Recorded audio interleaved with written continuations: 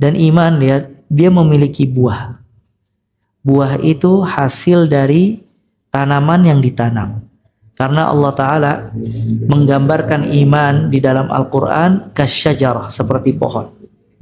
Jadi iman itu digambarkan oleh Allah seperti pohon.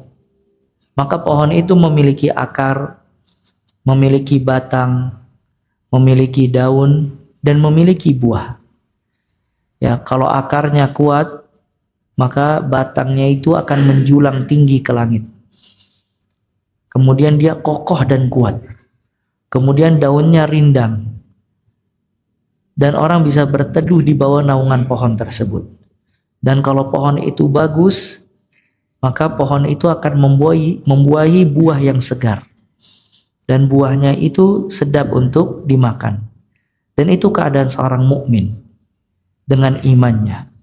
Dan pohon itu tidak mungkin menjadi kuat, menjadi baik kalau dia tidak diberikan pupuk, dia tidak diberikan siraman air dan seterusnya. Maka itu keadaan iman yang digambarkan oleh Allah di dalam Al-Quranul Karim. Karena di dalam Al-Quran itu ada amsal. Apa amsal?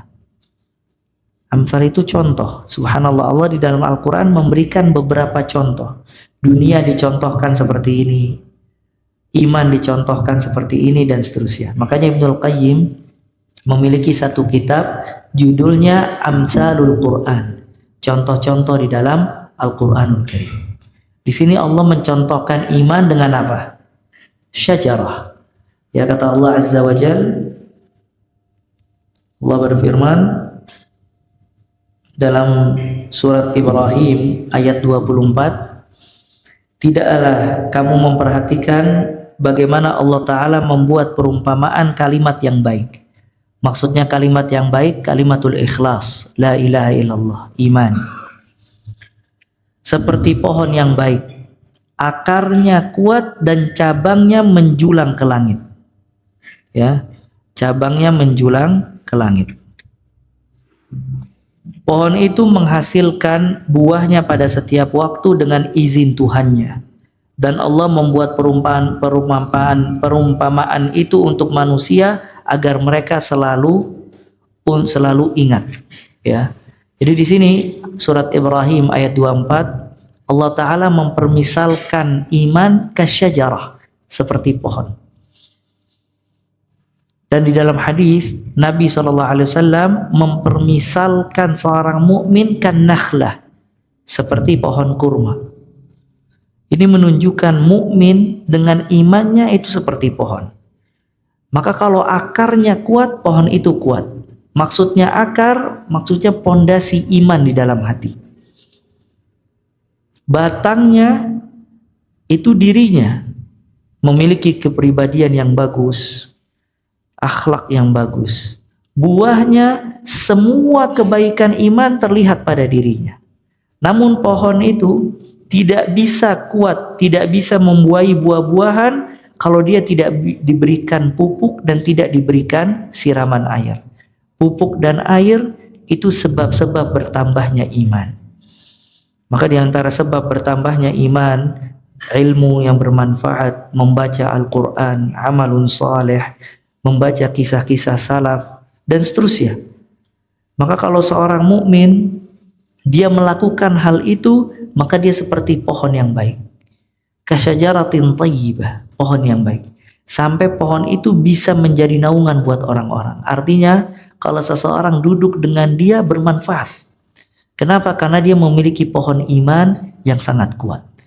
Maka di sini Allah memberikan contoh agar kita berpikir. Ya, kalau iman pada diri kita itu seperti pohon, dan pohon itu tidak bisa kuat, pohon itu tidak bisa membuahi buah-buahan kalau tidak dikasih makanan, tidak dikasih pupuk dan air. Maka kita harus memperhatikan iman kita sebagaimana kita memperhatikan pohon agar dia senantiasa rindang, agar dia senantiasa membuahi buah-buahan tersebut. Bisa dipahami ya? Ibn Sa'di rahimahullah, beliau berkata menafsirkan ayat ini, fakadzalika syajaratul iman asluha thabit fi qalbil mu'min ilman wa i'tiqadan wa far'uha minal kalimit thayyib wal amali salih wal akhlaq al mardiyah. wal adab al hasana fis sama daiman yas'ab ila Allah minhu minal a'mal wal aqwal allati tajziha syajaratul iman wa ma yanfa' bihil mu'min wa yanfa' ghairahu. Kata Ibn Sa'di menafsirkan ayat tadi, maka kalau pohon dia bisa rindang seperti itu dan bisa membuahi buah-buahan, fakadzalika syajaratul iman. Begitu pula pohon keimanan. Maka pohon keimanan akarnya itu adalah iman yang ada di dalam hati. Pohon itu dengan akarnya, semakin kuat akarnya maka semakin besar itu pohon.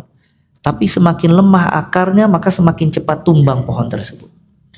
Maka kalau seorang mukmin iman di dalam hatinya kuat, maka dia semakin kokoh. Dia tidak bisa terbawa angin. Dia tidak lemah. Dia sabar atas musibah, bersyukur atas nikmat.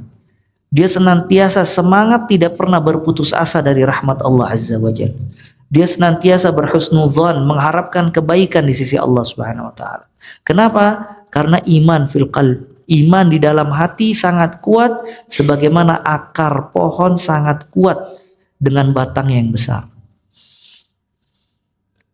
Maka akarnya itu bagaikan iman di dalam hati. Iman, keyakinan, ilmu, dan yang lainnya.